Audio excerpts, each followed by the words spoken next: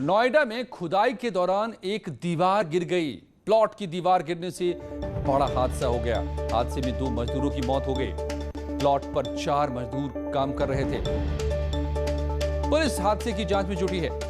दादरी नगर के बालाजी फार्म की घटना।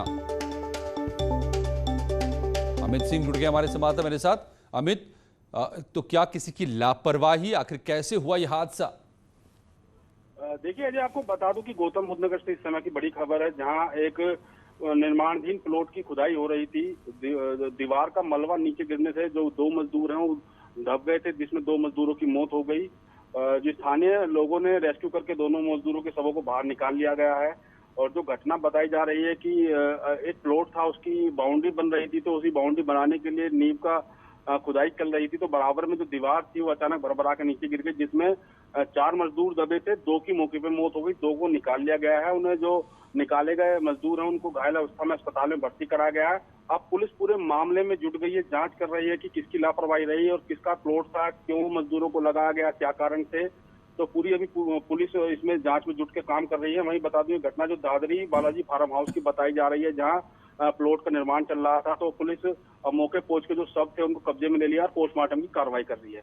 जी अजय। अक्सर बिल्डिंग बनाने के नियमों को ताक पर रखकर बनाए जाते हैं इमारतें, और इस वजह से इस तरह के हादसे आते हैं। लगता है इसी तरह का ये भी एक मामला। नोएडा में 2 मजदूर की मौत। 4 मजदूर काम कर रहे थे।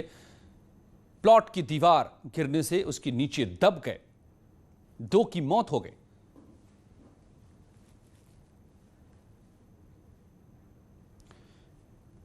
और बड़ी खबर बलिया से है, जहां पर गुरुवार को हुए हत्याकांड में पुलिस ने अब तक एक नामजद समेत 6 आरोपियों को गिरफ्तार किया है। ये जो भगदड़ मची, ये जो कोहराम मचा था, 6 आरोपी अब तक गिरफ्तार किए गए हैं। इसमें मुख्य आरोपी धीरेन्द्र सिंह का चचेरा भाई देवेंद्र सिंह भी शामिल है।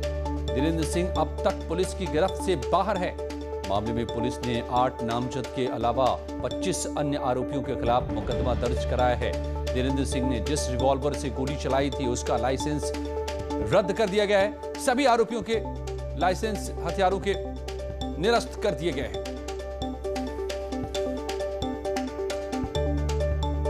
इसके सापेक्ष एक अभी नामजद में गिरफ्तार हो चुका है और 5 अज्ञात, कुल 6 गिरफ्तारियां हो चुकी हैं। बाकी जो 7 नामजद हैं उनके लिए 7 टीमें बनी हैं पुलिस की, और रात से वो जहां जहां उनके संभावित ठिकाने हैं पता करके और वहां दबिश दी जा रही है।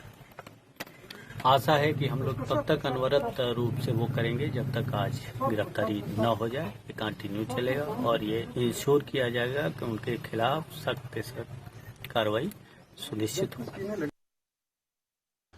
तो डीएम बलिया के आपको बता रहे थे कि किस तरीके से कार्रवाई चल रही है, टीमें बनाई गई हैं, कैसे गिरफ्तारी हुई है, और पूरे मामले में प्रशासन अब पूरी मुस्तैदी से एक्शन में है। मनीष हमारे संवाददाता मेरे साथ जुड़ गए हैं। मनीष, वो एक्शन दिख कितना रहा है? जो बैरिया कह रहे हैं, बैरिया के विधायक कह रहे हैं कि ये आत्मरक्षा में गोली चलाई गई, तो कसूरवार है कौन दरअसल इसमें? क्या पड़ताल अब तक की बता रही है?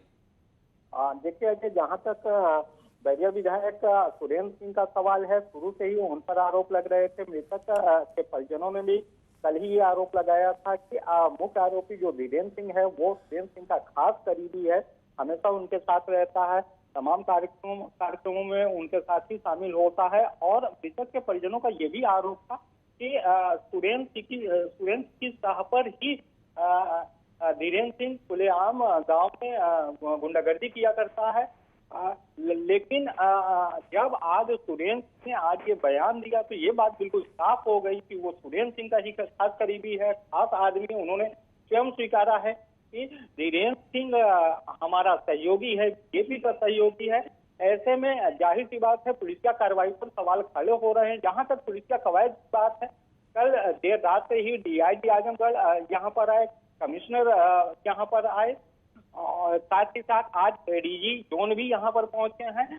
पुलिसिया कवायद तो जारी है, लेकिन अभी भी पुलिस के हाथ खाली ही कहे जा सकते हैं। जी अजय। तो यानी जिसने गोली चलाई उसको बेकसूर बता रहे हैं सुरेंद्र सिंह बैरिया विधायक, और प्रशासन को कसूरवार बता रहे हैं कि क्यों कार्रवाई की जा रही है। यह अपने आप में बड़ा सवाल है। लेकिन इससे भी बड़ा सवाल तो यह भी है प्रशासन और पुलिस पर भी, मनीष, कि अब तक धीरेन्द्र सिंह को क्यों नहीं पकड़ा जा सका है या फिर उसे अब बचाया जा रहा है। देखिए अजय, इस घटना के साथ से ही पुलिस की लापरवाही पर, प्रशासन की निष्क्रियता पर लगातार सवाल खड़े होते रहे हैं।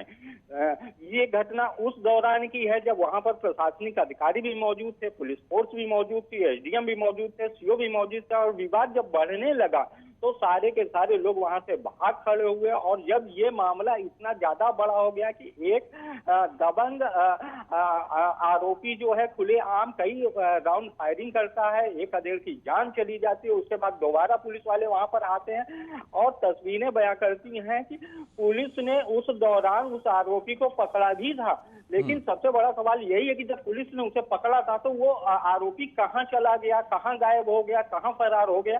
इन सारे सवालों का जवाब ना पुलिस अधिकारी दे रहे हैं, ना इन सारे सवालों का जवाब प्रशासनिक अधिकारी दे रहे हैं। बस एक ही बात रटा रटाया बयान दिया जा रहा है कि हम जल्द ही आरोपियों को गिरफ्तार कर लेंगे, हम जल्द ही मुख्य आरोपी को गिरफ्तार कर लेंगे। टीमें तमाम बनी हुई है, पकड़ा गया आरोपी पुलिस के हाथ से निकल जाता है और अब टीमें बनाकर उसकी तलाश की जा रही है। लेकिन धीरेन्द्र सिंह मिल नहीं रहा या फिर उसे नजरअंदाज किया जा रहा है।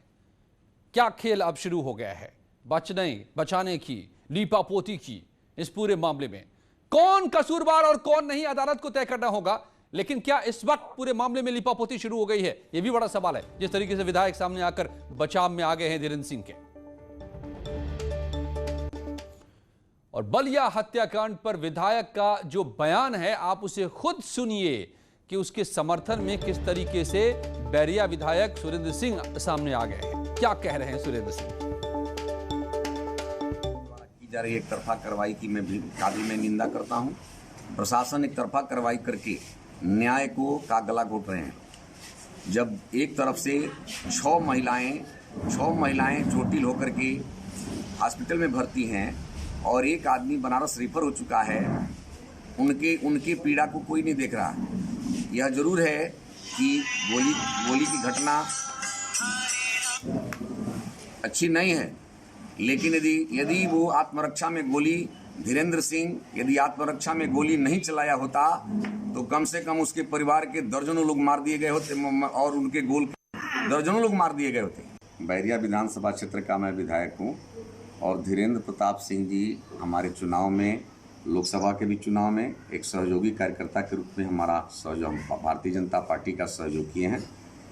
तो मैं कैसे कह सकता हूं कि मेरा सहयोगी नहीं है? बिल्कुल ही इसको मैं बिल्कुल मैं झूठ नहीं बोलता।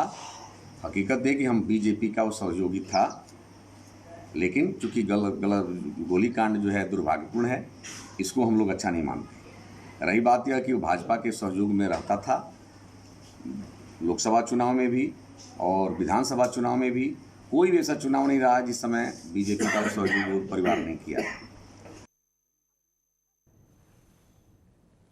तो क्या होगा अब इस पूरे मामले में? दूध का दूध और पानी का पानी होगा और जो कसूरवार होंगे उनको सजा दिलाई जाएगी, लीपापोती नहीं होगी। ये देखना होगा। अब कसौटी पर पुलिस प्रशासन भी है और विधायक महोदय भी हैं। और हाथरस के बहाने दंगे की साजिश जो हो रही थी, अब उस पूरे मामले की जांच एसटीएफ करेगी। आज की यह भी बड़ी खबर है। दंगा कौन लोग कराना चाहते थे, क्या प्लानिंग थी, स्पेशल यूनिट को अब यह जांच सौंप दी गई है। एसटीएफ के चंद्रपा थाने में दर्ज की गई थी एफआईआर। साजिश के खुलासे के लिए एसटीएफ की स्पेशल यूनिट का गठन किया गया है। ईडी की पीएफआई सदस्यों से पूछताछ चल रही है। साजिश में विदेशी फंडिंग के भी सबूत मिले हैं। अब इसके बाद यह मामला बढ़ता दिखाई दे रहा है, कई इसमें तथ्य सामने आते नजर आ रहे हैं। तो इसके बाद एक नई टीम बनाई गई है जो इस साजिश के मामले की पूरी पड़ताल करेगी। दंगा भड़काने की पड़ताल, दंगे की साजिश कौन कर रहे थे, कौन थी वो भाभी जो जबलपुर से आ गई थी, कई दिनों तक रही घर में, क्या फंडिंग हुई सैकड़ों करोड़ रुपए की, पीएफआई किस तरह से ताना बाना बुन रहा था, क्या पीएफआई के तार भीम आर्मी से भी जुड़े हुए हैं और सबकी मिलीजुली साजिश थी क्या कि यहां पर जातीय दंगा भड़का दिए जाए। ऐसे कई संकेत मिलने के बाद अब एसटीएफ इस पूरे मामले की जांच करेगी। एक नई एसटीएफ की टीम बनी है और वो पूरे मामले को खंगालने का काम करेगी। अनामिका सिंह जुड़ गई हैं, हमारी संवाददाता। अनामिका, आप तब भी हाथरस में थी, बहुत सारी बातें आपने खुद देखी थी, पड़ताल की थी। अब कई ऐसे संकेत मिलते जा रहे हैं और क्या यही वजह है कि एसटीएफ का गठन करना पड़ा है, एक टीम का गठन करना पड़ा है ताकि पूरे मामले की पड़ताल हो सके? देखिए, हाथरस के मुद्दे को हथियार बना के कुछ लोगों ने यूपी की शांति को भंग करने की कोशिश की। पीएफआई के चार लोग भी पकड़े गए थे उनके पास। इसके अलावा एक वेबसाइट विवादित बनाई गई थी, जो फंड है उसको रेज करने के लिए अलग अलग आपने देखा कि किस तरीके से कवायद की गई थी। तो जांच तो चल रही थी पुलिस विभाग की ओर से, अपनी ओर से, लेकिन इसके अलावा भी इसके लिए एसटीएफ की स्पेशल यूनिट जो है उसके हवाले कर दिया गया है पूरी जांच को। और हाथरस के चंद्रपा थाने में पहले भी ये मामला दर्ज है और मामला चल रहा है, लेकिन बावजूद इसके एक स्पेशल टीम बनाई गई है जो ये पता लगाएगी कि पाकिस्तान, यूएई, बांग्लादेश, मॉरिशस और जितने भी इस्लामिक कंट्रीज हैं वहां से जो ट्वीट किए गए थे, मिडिल ईस्ट से भी कुछ ट्वीट किए गए थे जो बाद में डिलीट कर दिए गए, तो ये ट्वीट किस बिहाफ पर किए गए, क्या प्रमाण मिले थे पुलिस को इस आधार पर कि यहाँ पे दंगा भड़काने का प्रयास किया जा रहा है। हाथरस के आसपास के जिलों में भी कुछ लोग सक्रिय हैं जो माहौल को खराब करना चाहते हैं। तो अब इस पूरे मामले का पर्दाफाश करने के लिए स्पेशल यूनिट बनाई गई है जो इस पूरे मामले की पूछताछ करेगी। हालांकि ईडी पहले से ही फंडिंग के मामले की जांच कर रही है और अब स्पेशल टीम जो है वो ये जांच करेगी कि आखिर कहां से कंट्रीज जो हैं वहां से ट्वीट किए गए थे और मामले को अलग रंगने का प्रयास किया गया था। तो ये बड़ा मामला हो सकता है और अगर जिस तरह के संकेत मिल रहे हैं वो सच साबित हुए तो फिर ये भी पता चल पाएगा कि वो कौन सा गैंग है, कौन कौन सी ताकतें हैं, कौन कौन से लोग हैं जिनके बीच ये गठजोड़ है। और सब मौके की तलाश में रहते हैं कि कैसे आग में झोंका जाए यूपी को।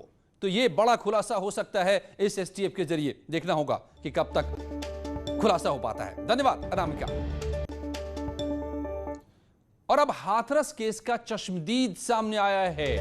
पीड़ित की मां भाई ने उसे जमीन पर पड़े देखा था। मां भाई के सामने पीड़ित तड़प रही थी। लवकुश के घर जाकर घटना बताई। सीबीआई ने चश्मदीद को बुलाया है। यह बड़ा डेवलपमेंट है। क्या बातें सामने आ रही है चश्मदीद से? मैं तो अपने खेत में नया काट रहा था। मैं चीखने चिल्लाने की आवाज़ सुनी। मैं वहाँ पर पहुँचा। उसकी माँ, उसका भाई खड़े हुए थे। वो लेटी हुई थी लड़की। उसके बाद मैं लवकुश की माँ को लेवाने चला गया। तो 3 देर में उसका भाई ने वहाँ से निकल आया। जब मैं वहाँ पर पहुँचा वापस द्वारा तो उसकी माँ बोली, बेटे हमारे घर का बेटा बुला ला लड़के को। जब मैं गाँव में आ रहा था तो भाई साहब मिला, गुड्डू भाई साहब। मैंने उससे कहा, भाई साहब ऐसी बात है। उसने कहा, बेटा घर जाए कह दे। तो मैंने घर आए कह दी सत्येंद्र बोला क्या हाँ आज हमको जब 5-6 लोग खिल जाएंगे। उसके बाद मैं अपने घर आ गया। मैंने अपनी माँ से कहा, भाई से कहा, हम गए। उसके बाद उसके पीछे उसका भाई गया।